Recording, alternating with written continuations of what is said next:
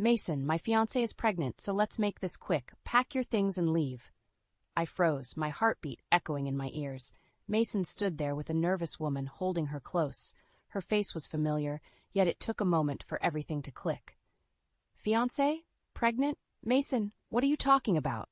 I asked, my voice shaking. He pulled her even closer, almost shielding her from my questions. Meet Lily, my soon-to-be wife. She deserves better than what you could ever give. Lily? My cousin Lily? The office intern I hired as a favor? The room spun, my vision blurring. Mason had always been distant lately, but I chalked it up to our struggles. Infertility had a way of tearing even the strongest couples apart, but this was beyond comprehension. I took a step back, bumping into the corner of the table. Lily, I whispered, not trusting my voice. You're with Mason? Lily's eyes darted around the room, refusing to meet mine. She looked more nervous than guilty. Mason, on the other hand, had a steely resolve, a determination I hadn't seen in a while. I know this is hard, he said, his tone softening ever so slightly. But Lily is pregnant. I need to be there for my child. Child? I scoffed, anger boiling up inside me. Mason, we've been trying for years, and now you just throw me aside for her. Lily spoke up then, her voice timid but firm. Darcy, I didn't mean for this to happen. Didn't mean for this to happen, I repeated, incredulous. You're my cousin, Lily. You work for me. How long has this been going on behind my back? Mason cut in. She's not to blame here. I fell in love with her. It just happened. The betrayal stung like a physical blow. And what about us, Mason? What about everything we went through together? The treatments, the doctors, the hopes every month that were dashed over and over? He didn't answer, just shifted uncomfortably. I'm sorry, Darcy, but I have to do what's right for my child. The room felt small, stifling. I needed air. Without another word, I turned and left, my mind a whirlwind of thoughts and emotions. My own husband, with my cousin no less. I felt humiliated, betrayed, and so utterly alone. The echoes of their betrayal followed me out the door, every step heavy and deliberate. I needed a plan, something to hold on to. Mason wasn't just taking another woman. He was taking my family, my dreams, my future. He was leaving me to pick up the pieces of a shattered life. I walked back to our bedroom and began to pack my things, each item another reminder of the life we had built together. Photographs, mementos of trips we had taken, even everyday items like a toothbrush or a pair of slippers, felt loaded with memories that were now tainted. My phone buzzed with a call from Edith, Lily's mother, and my aunt. Ignoring it, I focused on packing. There would be time to deal with family repercussions later. For now, I needed to get out of here, to find some semblance of control. As I zipped up the last suitcase, the gravity of it all hit me. I wasn't just leaving a house, I was leaving behind a dream, a marriage, a future that would never be. But one thing was clear, this wasn't the end. This was just the beginning of something else, something stronger, and I would see it through, no matter what it took. Packing my things was a blur. I moved mechanically, stuffing clothes into bags, barely noticing what I was grabbing. I had to leave Mason and Lily far behind. This house, once filled with love and laughter, now felt like a prison of broken dreams. I stepped out, feeling the cool night air hit my face. My phone buzzed again. Aiden, my colleague from the firm. I needed to clear my head, so I walked aimlessly, letting the city lights guide me. The following morning, I found myself outside a small cafe. I stepped inside, ordering a strong coffee. As I sipped, memories of my achievements at the firm floated back. I was good at my job, damn good.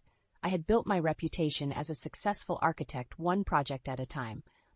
Then there was Mason, always by my side, or so I had thought. I had secured prestigious contracts for the firm and earned respect from my peers.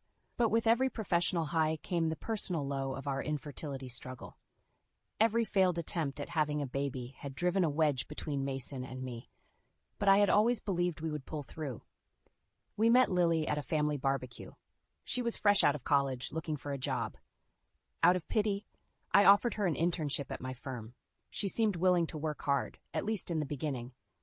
As time passed, her cocky attitude surfaced. She was sloppy, often arriving late or skipping meetings altogether, leaving me to cover for her. But she was family, and I didn't want to create waves. My thoughts were interrupted by the cafe's doorbell. I looked up to see Claire, my best friend, walking through the door. She saw me and rushed over. "Darcy, I came as soon as I got your message. What happened? She asked, concern etched on her face. I took a deep breath. Mason, he's with Lily, my cousin. She's pregnant. Claire's eyes widened. Are you serious, Lily? That little? She took a deep breath, trying to control her anger. What are you going to do? I don't know yet, I admitted, voice barely a whisper. I feel betrayed by both of them. Darcy, you don't deserve this, Claire said, squeezing my hand. You've been through so much. I can't just let it go, I said, feeling a surge of determination. They've taken everything from me. I need to find out more. Claire nodded, her expression serious. I'll help you any way I can. Later that day, venturing to the firm felt strange. The familiar glass doors, the hum of busy work life, all seemed unchanged, yet my world had shifted. The office was buzzing as usual, but as I entered, everything paused for a moment. Whispers floated through the air. In my office, Lily was at her desk, pretending to be busy. I approached her. We need to talk. She looked up, trying to appear nonchalant. Is this about last night? Oh, you bet it is. I snapped. How long has this been going on? You think you can just waltz in and destroy my life? Darcy, calm down, she said, looking around nervously. It just happened. Mason loves me, and he's going to be a father.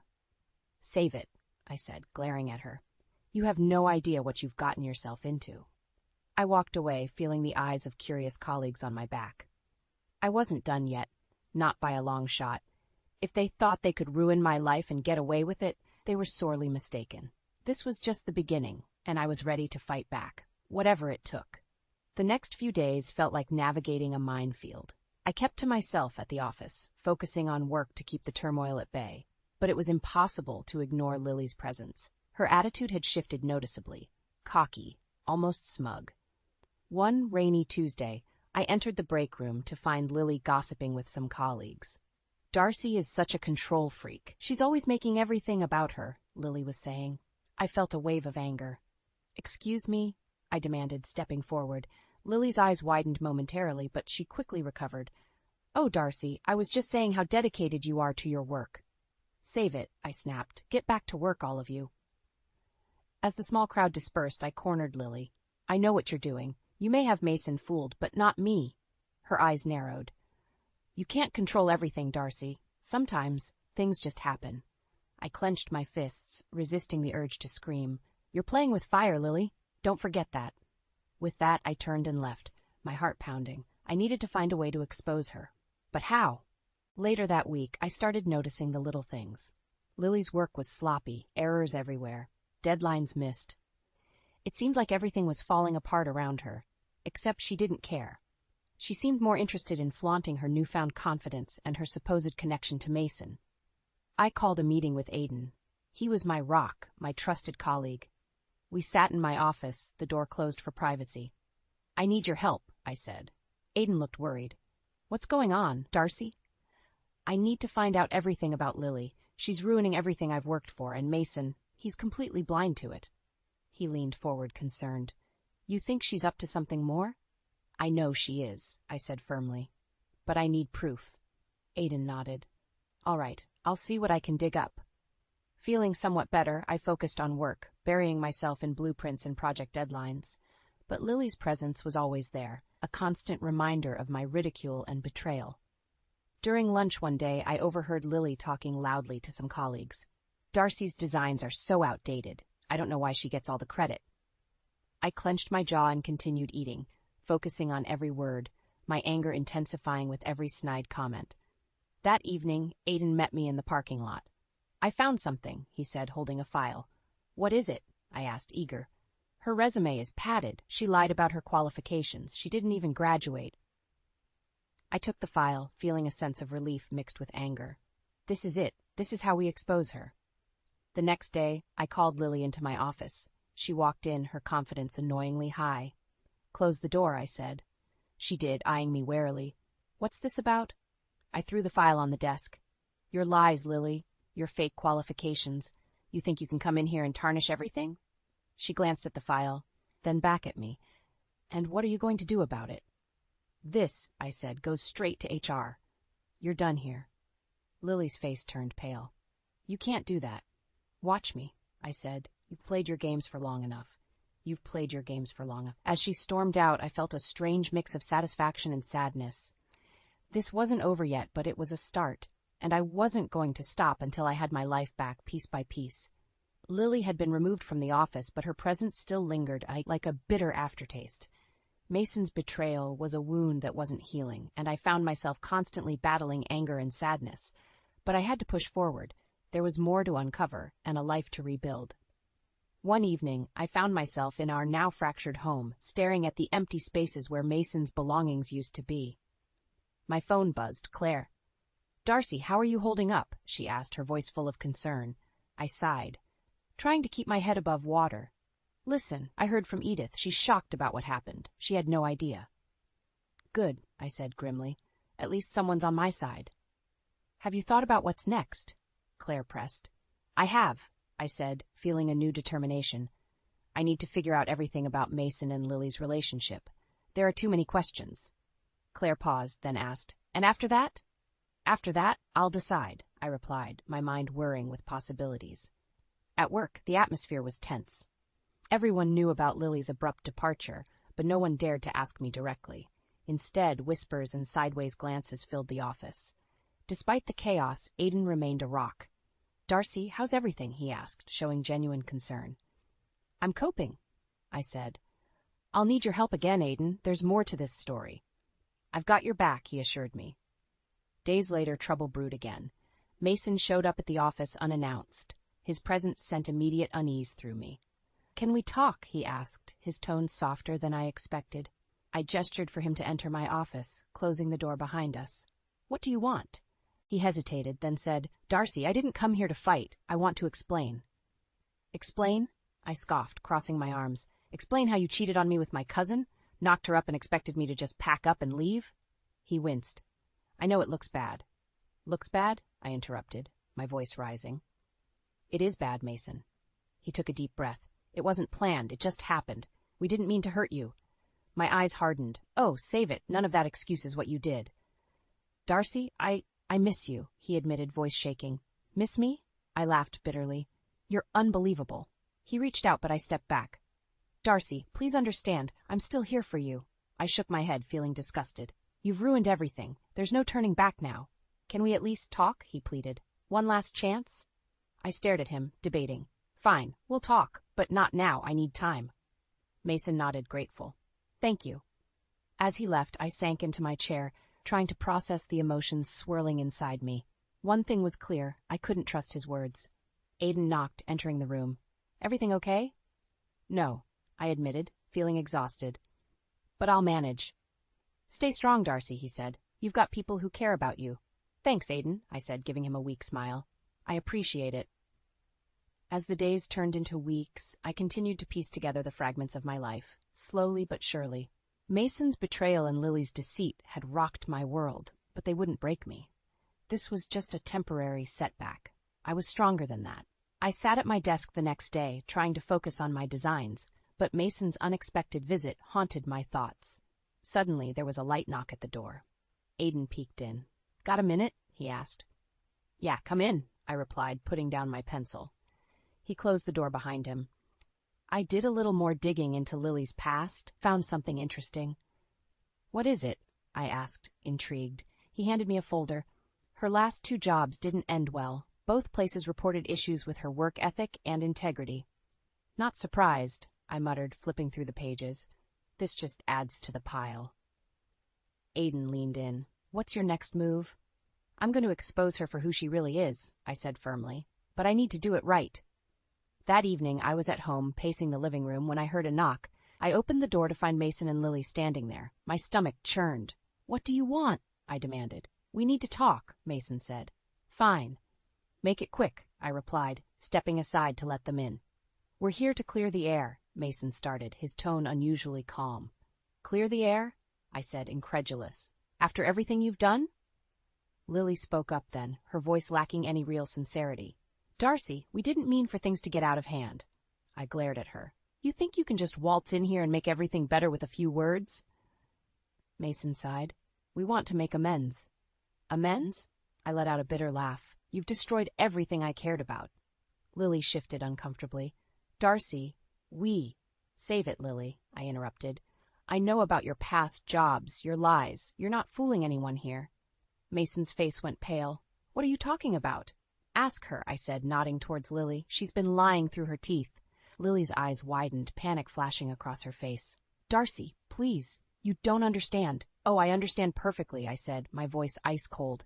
You're a manipulator and a fraud. Mason turned to Lily, his eyes narrowing. Is this true? She looked away, unable to meet his gaze.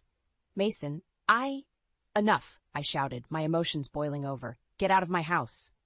Mason hesitated, then took Lily by the arm, leading her out. We'll talk later, he muttered. As the door closed behind them, I felt a strange sense of satisfaction. It wasn't over, but it was a start. The next day at work, I called a staff meeting. Everyone gathered in the conference room, the air thick with curiosity. Thank you all for coming, I began. I have some important updates. I paused, letting the room settle. It has come to my attention that certain individuals have been spreading false information and causing unrest in the office. There were murmurs of agreement and nods around the room. As your leader, it is my responsibility to ensure a trustworthy and professional environment, I continued. I want you all to know that we are taking steps to address this. Aiden, who was standing in the back, gave me a supportive nod. We're in this together, his eyes seemed to say. As the meeting ended and people filed out, I felt a weight lift off my shoulders. I wasn't going to let anyone ruin what I had built. Not Mason, not Lily. This was my life, my work, and I would protect it fiercely. Later that night, as I sat by the window, the city lights twinkling below, I felt a sense of resolve. The journey was far from over, but I was ready. This fight wasn't just about revenge, it was about reclaiming my life and my future. And I was far from done. I woke up the next morning with a renewed sense of purpose. It was time to dig deeper into Lily's past. Aiden and I had only scratched the surface, and I needed to know exactly who I was dealing with. I called Aiden to my office. We need more on Lily. I have a feeling her deceit goes deeper than fake resumes. Understood, he said. I'll make it a priority. Feeling a bit lighter, I returned to my work. My designs were coming together nicely, and the distraction was welcome. A few days later, Aiden walked in with another folder. You're not going to believe this, he said, handing it over. Inside were documents outlining a string of manipulative relationships and deceitful behaviors, not just at work, but in her personal life, too. It was a goldmine of dirt. She's left a trail of destruction everywhere she's been, I muttered. It gets worse, Aiden added. She has a history of lying about pregnancies to keep men around. I felt a surge of anger and disgust. This is perfect. We have to confront her. Aiden nodded, determination in his eyes. Let's do it. We decided to confront Lily in the office. As we walked through the hallways, my heart pounded. This was it. In the break room, Lily was chatting with some colleagues, clearly enjoying herself. Aiden and I approached her. Lily, we need to talk, I said, my voice steady. She glanced up, surprised. Now? Yes, I snapped. Now. We moved to a private corner, Aiden standing close behind me for support. I held up the folder. You know what this is? I asked, my tone icy. Lily's eyes darted to the folder, then back to me. What are you talking about? Your history of lies and manipulation, I said, opening the folder. Fake pregnancies, deceitful relationships, and the list goes on. Her face went pale, her facade crumbling. Darcy, you don't understand. Oh, I understand perfectly, I interrupted. You've been using people for your own gain, and it stops now. She looked at Aiden, pleading. You can't believe this. It's not true. Aiden's expression was cold. We've seen enough proof, Lily. You're finished. Her shoulders slumped, realizing she had no way out. Please, Darcy, I'm begging you. Don't do this. You should have thought about that before you decided to destroy my life, I said, my voice firm. Pack your things and leave. As Lily left the office, tears streaming down her face, I felt a sense of triumph. It wasn't just about revenge anymore. It was about justice. Later that evening, I received a call from Mason. Darcy, we need to talk. Lily is saying all sorts of things. Meet me at the office, I replied. He arrived, looking troubled. I stepped out, holding the folder. You need to see this. As he flipped through the documents, his face turned ashen. I can't believe this, he whispered. Believe it, I said coldly. She's been lying to you from the start. But the baby, he stammered. Lies, I confirmed. It's what she does. Mason looked broken. Darcy, I'm so sorry. It's too late for apologies, I said, my voice firm. You made your choice. As he left, I felt a mix of satisfaction and sadness. The truth was out, but the damage was done. Yet, I realized this was a new beginning. The storm had passed, and I was ready to rebuild, and I had the strength to do it. Is it with or without Mason? The next few days passed in a haze. The revelation about Lily had caused ripples throughout our social and professional circles. Word spread quickly, and soon everyone knew about her deceitful ways. I received a call from Edith, Lily's mother, one afternoon. Her voice was trembling. "Darcy, what's happening? Lily's been saying terrible things." "She brought it on herself, Edith. She lied and manipulated everyone," I replied. "But she's my daughter," Edith said, her voice breaking. "I know this is hard, but she's been deceiving us all. You have to understand that," I said gently. There was silence, then a soft sob. "I trusted her. I trusted her with you." I didn't know what to say, so I just listened as Edith cried softly.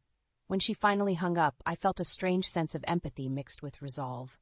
The truth was out, but the fallout was far from over. Mason was having his own share of problems.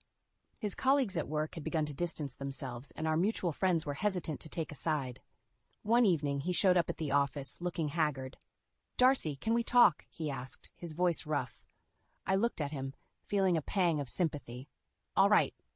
We sat in my office, the air thick with unspoken words. "I've lost everything," he said finally. "You brought this on yourself, Mason. You chose Lily, knowing what it would cost." He looked down, rubbing his temples. "I know, and I regret it every single day, but I didn't know she was lying about everything." "It's too late for regrets," I said firmly. "You have to face the consequences." We sat in silence for a few moments. Finally, Mason looked up. "Is there no way to make amends?" I shook my head. "You shattered any trust I had. This isn't something that can be fixed with words." He nodded, tears in his eyes. "I understand." As Mason left, I felt a wave of exhaustion. It was like coming to the end of a long, grueling marathon. There were no winners here, only survivors. On the work front, my determination paid off. My projects were on track, and the team had rallied behind me. Claire was a constant source of support, and Aiden's steadfastness made every challenge seem manageable. One evening, we gathered at a small bar to unwind. Claire raised her glass. "To Darcy, for showing us what real strength looks like." Everyone cheered, and I felt a warmth spread through me. These were my people, my real family. As the night wore on, Aiden pulled me aside. "You did it, Darcy. You've come out stronger." "I had help," I replied, smiling at him. He looked at me, his gaze steady. "You're incredible. You know that? You deserve so much better." I felt a blush rise to my cheeks. "Thank you, Aiden, for everything." Walking home that night, the city lights seemed brighter. I had faced betrayal, deceit, and heartbreak. But through it all, I had found my true strength. The next morning, I sat in my office, planning the next big project. There was a knock at the door, and Claire walked in with a huge grin. "You won't believe this. Lily's trying to salvage her reputation, but no one's buying it. She's getting ostracized everywhere." I looked at her, feeling a sense of justice. "Karma," Claire nodded. "Exactly. Karma." As I turned back to my work, I felt a deep sense of closure. Everything was falling into place, the pieces of my life rearranging themselves into something stronger, something new. And for the first time in a long while, I felt a sense of peace. Months had passed since the storm of betrayal and revelation. My life had slowly pieced itself back together, stronger and more resilient than ever. My career was flourishing. Heading several new architectural projects felt like a triumph, a testament to my determination and skill. One afternoon, while I was overseeing a site, my phone rang. It was Claire. "Darcy, you've got to see this," she said excitedly. "What's up?" I replied, trying to hear over the construction noise. "Check your email right now," she insisted. I found a quiet corner to look at my phone. In my inbox was a forwarded message outlining a prestigious architecture award nomination. "I don't believe it," I whispered, scrolling through the details. "Believe it, girl. You've earned this," Claire said with pride. I leaned against the wall, feeling the weight of the past year lift slightly. "Thank you, Claire, for always believing in me." In the following weeks, my workload grew, but so did the excitement. I threw myself into the projects, channeling every ounce of my energy and creativity. The team rallied around me, their support and enthusiasm a constant boost. One evening, as we wrapped up a meeting, Aiden approached me. There's a gala for the award nominees next week. Are you going? I wasn't sure, I admitted, but maybe I should. You should definitely go, he encouraged, and you won't be going alone. We're all going to be there, cheering you on. I smiled, feeling grateful. Thanks, Aiden, that means a lot. The night of the gala arrived quickly. Dressed in an elegant black gown, I felt a mix of nerves and excitement. Claire and Aiden met me at the venue, both looking proud and supportive. As we entered the grand hall, I spotted familiar faces, colleagues, clients, industry leaders. It felt surreal to be among them as a nominee. The evening progressed with speeches and presentations. When my name was announced as the winner of the Rising Star Award, the room erupted in applause. I walked up to the stage, my heart pounding. Congratulations, Darcy, the presenter said as he handed me the trophy. Thank you, I managed, feeling a wave of emotion. This means the world to me. As I stood there holding the award, I saw Mason at the back of the room. He looked different, humbled, almost defeated. After the ceremony, he approached me hesitantly. Darcy, can we talk? He asked, his voice filled with regret. I nodded, leading him to a quieter corner. What is it, Mason? I wanted to say I'm sorry. Truly, I've realized how much I've lost, he said, his eyes earnest. I looked at him, feeling a mix of emotions. Mason, I appreciate your apology, but it's too late. You broke something that can't be fixed. He nodded, tears in his eyes. I understand. I just needed you to know. As he left, I felt a sense of closure. The past was behind me, and I was ready to move forward. The next morning, I woke up feeling lighter. The gala, the award, Mason's apology. It all felt like a final chapter closing. My future was bright, filled with new opportunities and possibilities. Returning to my office, I found a small bouquet on my desk with a note from Aiden. To new beginnings. I smiled, feeling hopeful. Life had thrown its worst at me, but I had risen above it. I was ready for whatever came next, strong and unbreakable. As I sat at my desk planning the next big project, I knew one thing for sure. I had reclaimed my life, and I wasn't looking back. The journey had been painful, but it had also made me who I am, unstoppable.